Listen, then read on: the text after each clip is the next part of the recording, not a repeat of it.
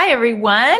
Welcome to day 14. You have now made it through the second phase. This is the last day in our second phase of building firm foundations in our mind renovation journey. You are looking good. 2 weeks down, day 14, just think about the before and after and the progress and the transformation you're making in this prime property up here that is so, I can just see. I thank you for the testimonies of people who have said what a transformation they've seen in their thoughts. And, so many times we don't even think about what we're thinking about. And it just becomes a habit. But when we really make Jesus the Lord over every closet, over every place in our mind, it is amazing how we have the mind of Christ and you have a beautiful mind. Well, today we are talking about this. It's called double mind decline, and we're looking at how the Bible talks about, especially in James, is our scripture today in James 1:8, and then in 7 through 8, about not being double-minded. It's kind of what we call like spiritual schizophrenia, that you're all excited on Sunday, and then by Monday you don't remember anything about the decision that you made yesterday. And that's being double-minded.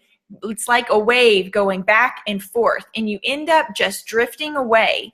Instead of what God's called us to is a mind of faith. And faith is a direction. Faith says it's beyond our feeling, and it is just faith is this direction that we are pointed toward. It's the track that our mind is going to run on. The Bible talks about how without faith, it's impossible to please God. Why? Because it takes faith to believe for all the things, amazing things He has planned for us.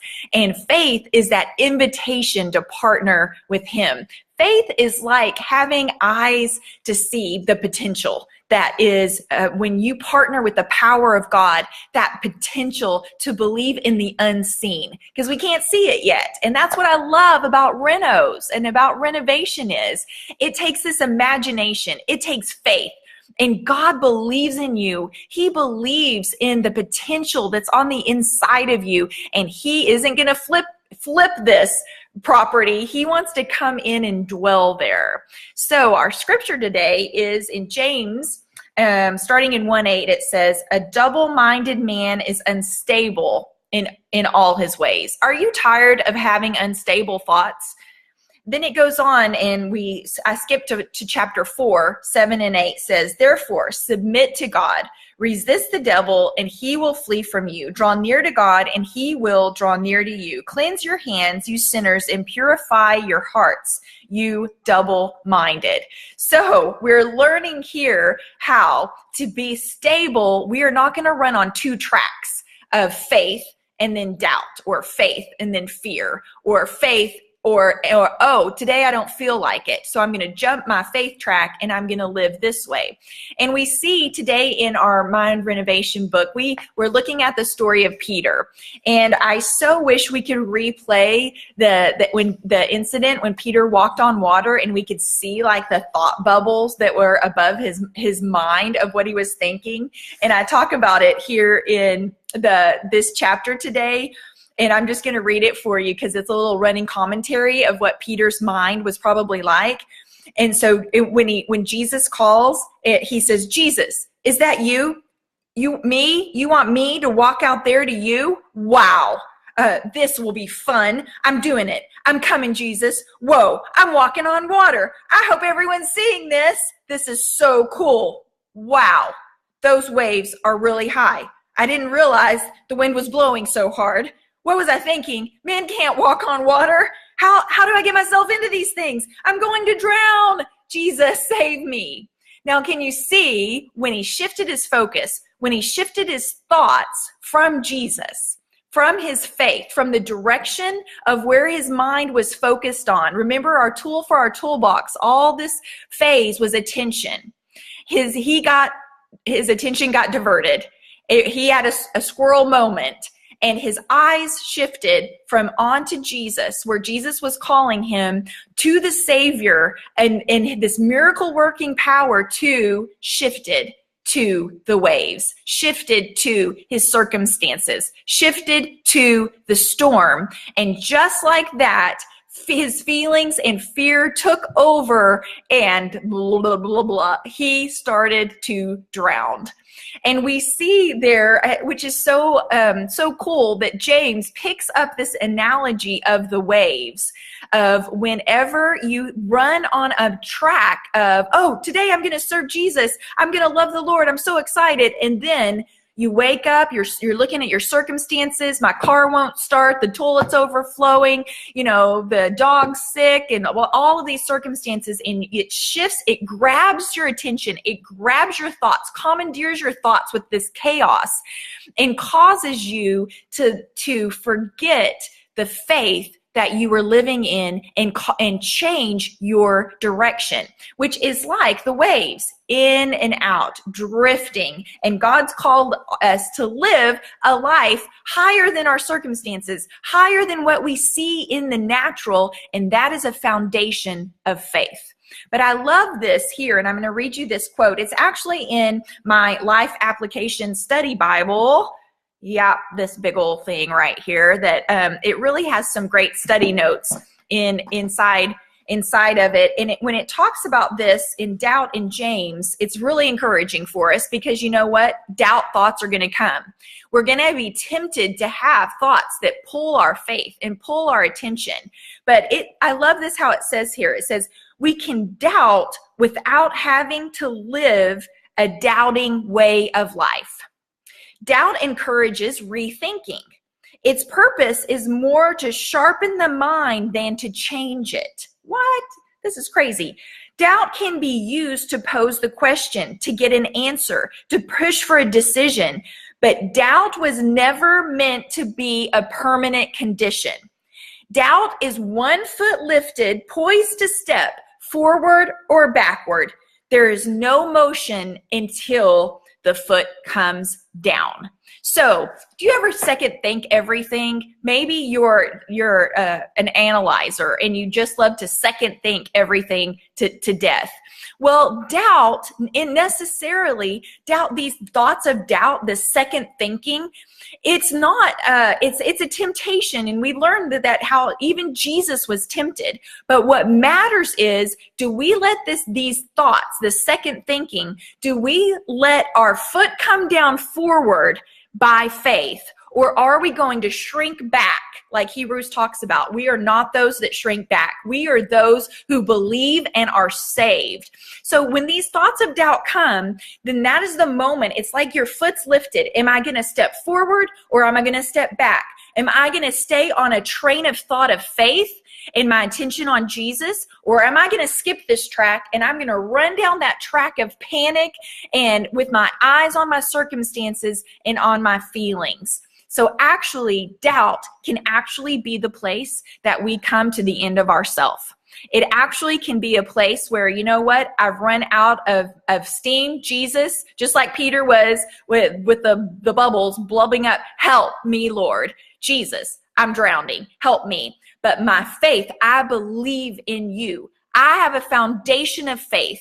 And this is my thoughts. This is who I am. I'm a follower of Christ. And no matter what I feel today, my direction is set that I am going to be built. My life is going to be built on faith. And that's how we are built, on a firm foundation. You will have thoughts of doubt. The question is, will those thoughts have you? Doubts are not meant to be the end of the story, but rather the end of your own strength. And that's where we see the hand of God come and pick us back up.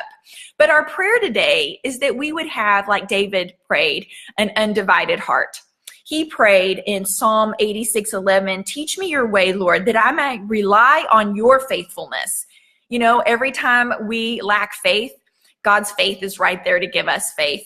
Give me an undivided heart that I may fear your name. So this is our prayer, that we would have an undivided heart. We would have an undivided mind. We would have a mind that runs on a track of faith.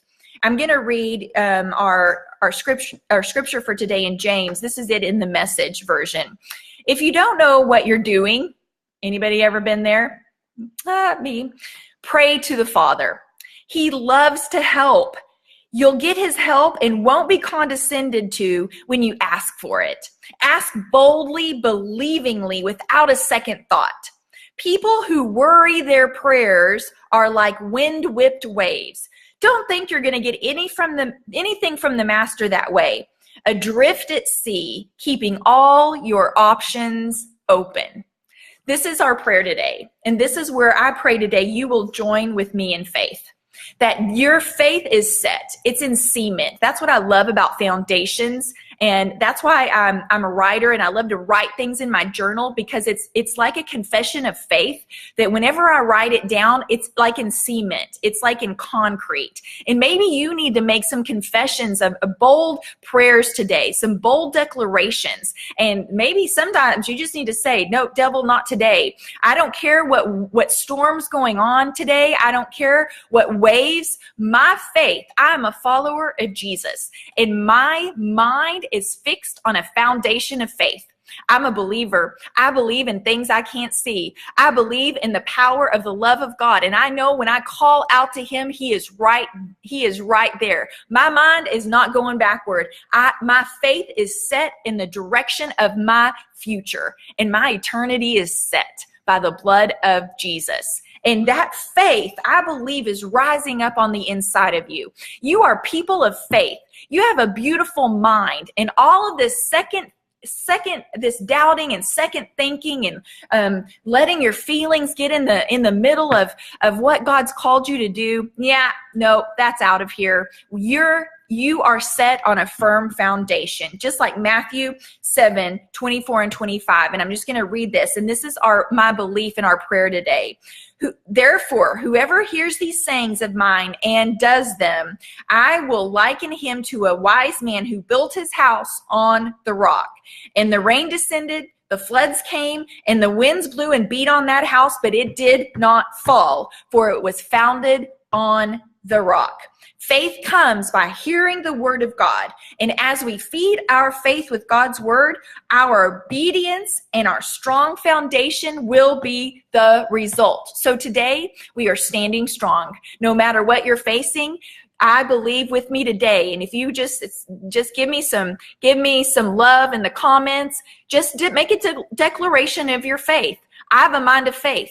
I am not going to be a second thinker. I'm not going to be led by my doubts. I'm led by my faith today, and I am going to overcome and not shrink back.